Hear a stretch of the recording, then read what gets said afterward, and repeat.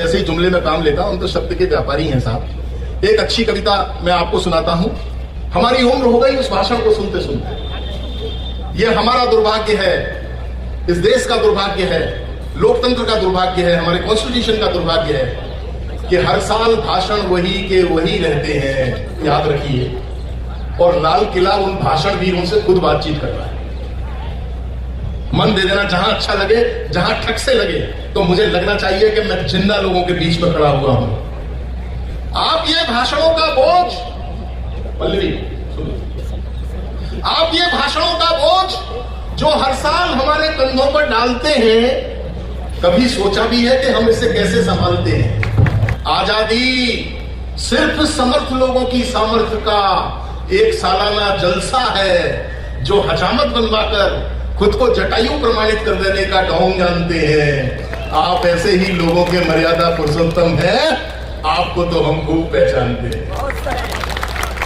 मोहब्बत दिल्ली वालों, आप ये भाषणों का बोझ, आप ये भाषणों का बोझ जो हर साल हमारे कंधों पर डालते हैं, कभी सोचा भी है कि हम इसे कैसे संभालते हैं? आजादी सिर्फ समर्थ लोगों की सामर्थ्य का एक सालाना जलसा है जो हजामत बनवाकर खुद को जटायु प्रमाणित कर देने का ढोंग जानते हैं। आप ऐसे ही लोगों के मर्यादा पुरुषोत्तम है, आपको तो हम खूब पहचानते हैं। ये कद, ये ओहदा, ये रसूख, हुजूर सारा खेल आंख नीचे का है। आपके चेहरे की तसल्ली कुछ भी कह रही हो, लेकिन आप खुद जानते हैं कि आपकी अचकन पर लगा हुआ ये सुर्ख गुलाब है, ये हमारे बगीचे का है। खुद जानते हैं कि आपकी अचकन पर लगा हुआ ये सुर्ख गुलाब है, ये हमारे बगीचे का है। कमाल है, कमाल है, हमारा बगीचा आज भी जिंदा है अपने ही पसीने पर, और ये महकते हुए गुलाब आपके सीने पर। कमाल, कमाल, हमारा बगीचा आज भी जिंदा है अपने ही पसीने पर, और ये महकते हुए गुलाब आपके सीने पर। हुजूर, आप राजमुकुट हो, राजमणियों से जड़े हो, और याद रखो, किसी चुनावी सभा में नहीं बल्कि लाल किले पर खड़े हो, जिसकी अपनी एक आन है, फान है, शान है। अरे आपके लिए ये ईंट पत्थरों का बना हो, हमारे लिए तो ये आज भी हिंदुस्तान है। दिल्ली के लोगों, मैं ये दिल्ली नहीं है, मेरे सामने पूरा हिंदुस्तान बैठा है, और मैं हिंदुस्तान की आवाज बन के आपके सामने बोल रहा हूं। मुझे लगना चाहिए कि इस आवाज के सरपरस्त सामने बैठे हुए हैं। हमारे लिए तो ये आज भी हिंदुस्तान है। इस पर खड़े होकर आप अपनी राजनीतिक महत्वाकांक्षाओं को घसीट रहे हैं। हम 75 सालों से माथा पीट रहे हैं। याद करो, पिछले साल भाषणों की पीठ पर लाद कर आपने जो नहर हमारे गांव भेजी थी, वो अभी तक नहीं आई है। याद करो, पिछले साल भाषणों की पीठ पर लादकर आपने जो नहर हमारे गांव भेजी थी, वो अभी तक नहीं आई है। सुना है इस बार आपने नदी भिजवाई है, सुना है इस बार आपने नदी भिजवाई है। हम पर नदी और नहर दोनों का कर्जा चढ़ा है, और हमारा गांव अपनी प्यास हथेली पर लेकर जहां खड़ा था वहीं खड़ा है। भगीरथ हो तो अपने भगीरथ होने के मानी दे दो। हम 72 सालों से प्यासे हैं, हमारे गांव को पानी दे दो। हम 72 सालों से प्यासे हैं, हमारे गांव को पानी दे दो। वर्तमान की राजनीति का एक कड़वा सच आपके बीच में रखना चाहता हूं। देश का एक पढ़ा लिखा बेनेता, देश के बड़े कानूनविद कपिल सिब्बल साहब के मंच पर देश का एक कड़वा सच कितनी जिम्मेदारी के साथ में रख सकता है, मेरी कविता का एक अंश आपके बीच में मौजूद है। देश अगर लोकतंत्र का शरीर है, देश अगर लोकतंत्र का शरीर है, तो संसद इसकी आत्मा है। लेकिन इस आत्मा का मालिक आजकल परमात्मा है। सभासद ऐसे ऐसे करतब दिखा रहे हैं, चिड़ियाघर वाले भी सीखने आ रहे हैं। आजाद भारत के अंदर, पंक्तियां सुनना दोस्तों, ये पंक्तियां नहीं मिलेंगी आपको कहीं। आजाद भारत के अंदर गांधी जी छोड़ के गए थे 3 तरह के बंदर। गांधी जी के जाने के बाद बंदरों की मौज हो गई, देखते ही देखते फौज हो गई। बंदर भी समझ गए कि गांधी का बंदर होना कितना फायदे का धंधा है। यही कारण है कि हर बंदर की अपनी एक किस्किंदा है। बाबा क्या बात है? यही कारण है कि हर बंदर की अपनी एक किस्किंदा है, दांत किटकिटा रहे हैं, जमीन खोद रहे हैं, कटी हुई पूंछ हाथ में लेकर चीख रहे हैं, इसे पोषित कर दो। हम हरकतों से भले ही लंगूर हैं, आप हमें हनुमान घोषित कर दो। तो भरपूर तालियां बजाना कि जो किए गए थे उन वादों का क्या हुआ, जो किए गए थे उन वादों का क्या हुआ, हुकूमत के नेक इरादों का क्या हुआ। मजलूम को तो टांगाए सूली पर, मुल्क के रईस जादों का क्या हुआ, मुल्क के रईस जादों का क्या हुआ। ईश्वर के एक सच्चे पुजारी से, ईश्वर के एक सच्चे पुजारी से, यानी भूख से तड़पते और ठंड से ठिठुरते एक भिखारी से मैंने कहा, बाबा ये काशी बड़ी है या कावा। ईश्वर के एक सच्चे पुजारी से, यानी भूख से तड़पते और ठंड से ठिठुरते भिखारी से मैंने कहा, बाबा ये काशी बड़ी है या काबा। धर्म समाज के कटघरे में आज अपराधियों की तरह खड़ा है, बताइए मंदिर और मस्जिद में कौन बड़ा है। ब्यूटीफुल, बहुत सुंदर, तालियां। ईश्वर के एक सच्चे पुजारी से, यानी भूख से तड़पते और ठंड से ठिठुरते एक भिखारी से मैंने कहा, बाबा ये काशी बड़ी है या काबा। धर्म समाज के कटघरे में आज अपराधियों की तरह खड़ा है, बताइए मंदिर और मस्जिद में कौन बड़ा है। तकरीबन लेटे ही लेटे बाबा ने कहा, बेटे तू तो पैदाइशी कल का है, खुदा जाने किस दल का है।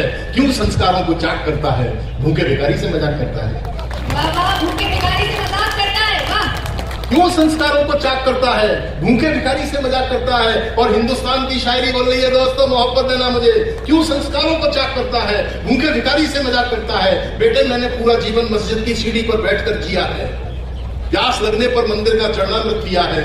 मस्जिद मेरी निष्ठा है, मंदिर मेरा विश्वास है। जब तक ये दोनों है तब तक जीने की आस है। बेटे निष्ठा और विश्वास में कभी जर्क नहीं होता। स्वार्थ का चश्मा उतार कर देखो तो काशी और कावा में कोई फर्क नहीं होता। सीन पर चौंकिएगा नहीं, सीन पर मैं खड़ा हुआ था प्लेटफॉर्म नंबर 3 पर। इधर मुंह तंबाकू के पान से सना, उधर प्लेटफॉर्म पर थूकना मना। गजब का विरोधाभास था। मैं जल्दी से कहीं थूक दूं, मेरा यही प्रयास था। पीठ प्रसव के लिए जैसे ही मेरा मन अंदर से हुंका, मैं नवाबों की तरह एक कोने में गया और जाकर चुपचाप थूका। जेब से रुमाल टटोला, तभी एक थूकदान मुझसे बोला, मिस्टर प्लेटफॉर्म के चरित्र पर थूकना मना है।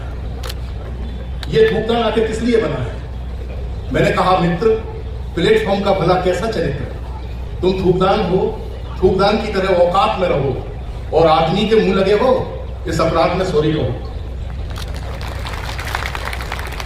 और आदमी के मुंह लगे हो, इस अपराध में सॉरी कहो।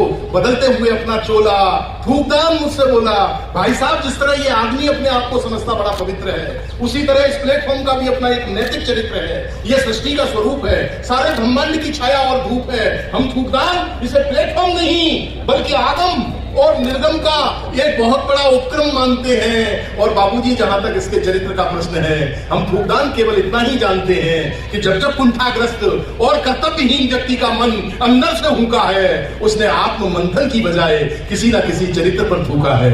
उसने आत्म मंथन की बजाय किसी न किसी चरित्र पर थूका है। उसका विषय है बहुत अच्छा। व्यंग्य के लिए कहीं नहीं आना जाना पड़ता, व्यंग्य के लिए तो बस दृष्टि खुली रखिएगा। मुझे तो याद है एक शॉपिंग मॉल में से पति पत्नी दोनों बाहर निकल रहे थे। पल्लवी सुनना, एक शॉपिंग मॉल में से पति पत्नी दोनों बाहर निकल रहे थे। अचानक पत्नी को देख करके एक व्यक्ति बोला, हे मल्लिकाए हुस्न, अंधे भिखारी को 5 रुपए दे दे।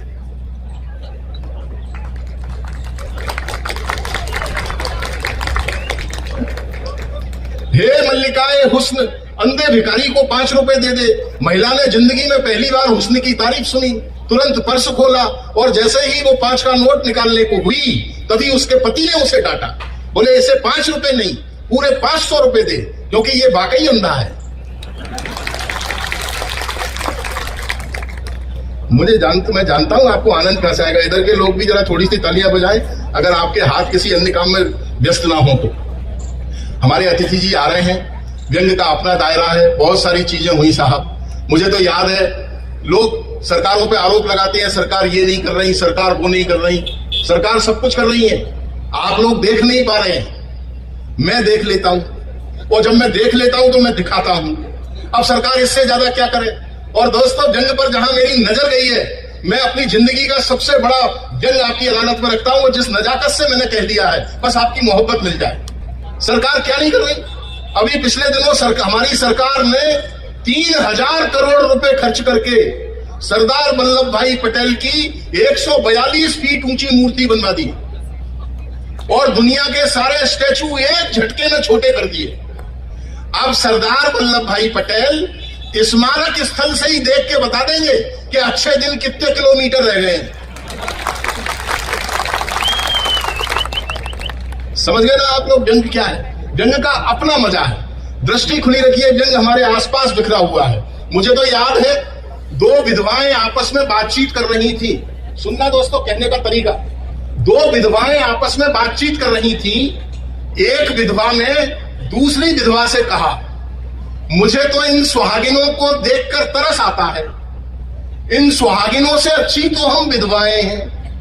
कम से कम हमें पता तो है कि हमारे पति कहां हैं। मैं अपनी जिंदगी का सर्वश्रेष्ठ जंग आपकी अदालत में रखता हूं। आज आप एक बड़े मिशन के तहत यहां पर एकत्रित हुए हैं। बुद्धिजीवी लोग हैं। मेरा मंत्र याद रखना, मेरा नाम आपको याद रहे ना रहे, लेकिन एक मंत्र याद रखना आज आपकी जिंदगी बदल देगा। जीवन में कभी हताश मत होना। जीवन में हताश मत होना। सुनहरा कल आपकी प्रतीक्षा कर रहा है। मुझे तो याद है, एक जंगल में एक मदमस्त हाथी घूमता हुआ जा रहा था। एक जंगल में एक मदमस्त हाथी घूमता हुआ जा रहा था।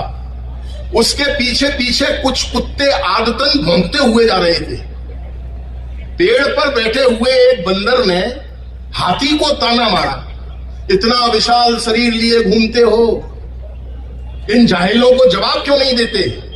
तो हाथी ने विनम्रता पूर्वक कहा, हम किसी की आइडेंटिटी नहीं छीनते, किसी की आइडेंटिटी नहीं छीनते, ये बेचारे भौंकने की दम पर ही तो कुत्ते हैं। मोहब्बत मिल जाए।